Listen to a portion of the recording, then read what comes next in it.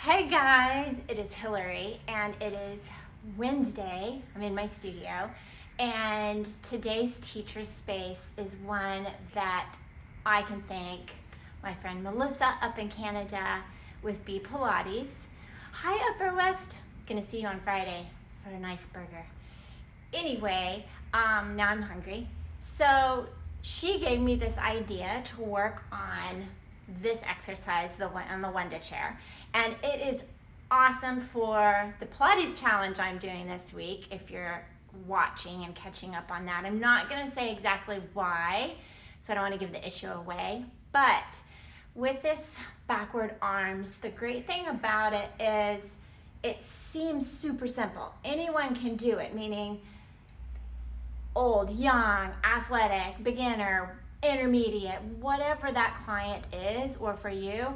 And there's so many things that can connect for that person here. Sitting tall, lengthening your back, finding that open chest, finding that, work in that thoracic to stay lifted.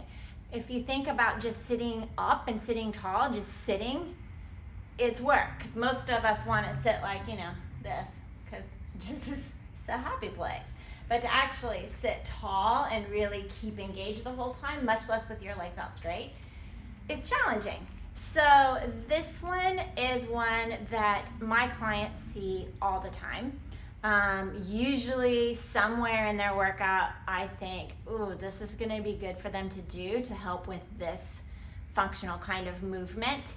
So I've got the Wunda Chair, and I'm gonna kind of bring it down a little bit for you guys. There. So the spring is heavy, and I kind of play with the spring, depending on the client.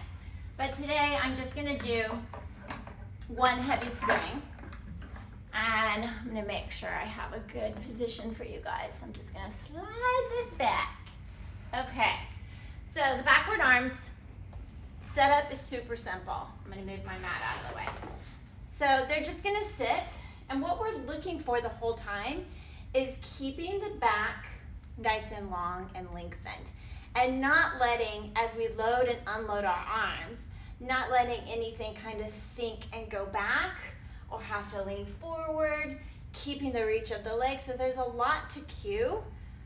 I'm not worried about the shoulders going up and down because I want that. We want our clients to have a full range, right, of whatever that is for them. We want that. So if those shoulders move around, I'm fine with that because I want them to be more mobile and have their full range. What I'm watching for is if that happens as they go up. If they kind of go up into here and things kind of get lost, or if for some reason something's, stopping there. So that's what we're looking for. They're just gonna take their hands, and usually I sit behind them so that they don't have to do this. So my cueing for this is pretty simple. I just want them to sit tall to start. Now, I'm a ribcage popper.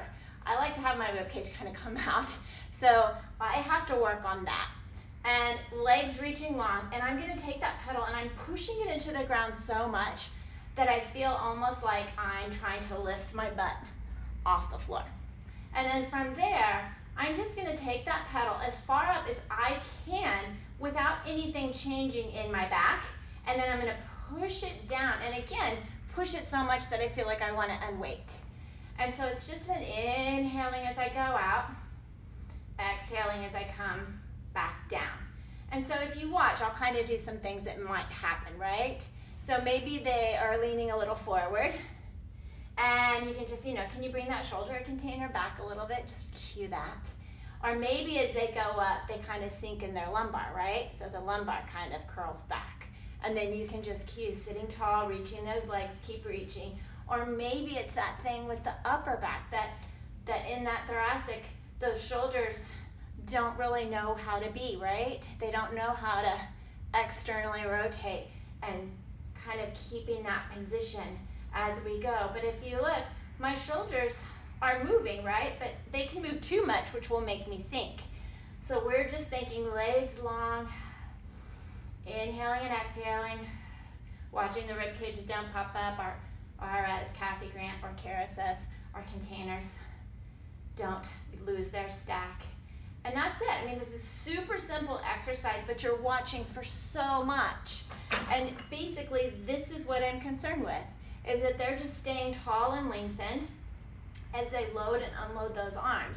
Because if you think about it, as we want to do this. We want to kind of sink into it. So it's an awesome exercise, also keeping that chest nice and open. And the hand position, I let them figure it out. So when I push that pedal down and they place their hands, I let them do it. If I feel like it's causing this too much, I might let them finish and then say, okay, let's see what happens if you turn your hands. How does that feel for you? And if, oops, did I lose you? If my screen went dark, if that position isn't comfortable for them, I don't do it. For me personally, going into today, I naturally just went here. So I had to work harder because I wanted to do this. So I had to work harder. Whereas if I'm here, it really does open me up more. But today it feels like I am not going to be able, that shoulder is not happy on the left side, and my rib cage really wants to go. So for me today, that's going to give me a smaller range, which is fine. But again, you want the client to be comfortable, be happy, be safe. So that's the backward arms. And if you look at it and kind of think of Tuesday's challenge, Pilates challenge for this week, you can see why Melissa picked it once you find out the answer. So have a wonderful day. And Upper West, I will see you Friday. Okay, bye guys.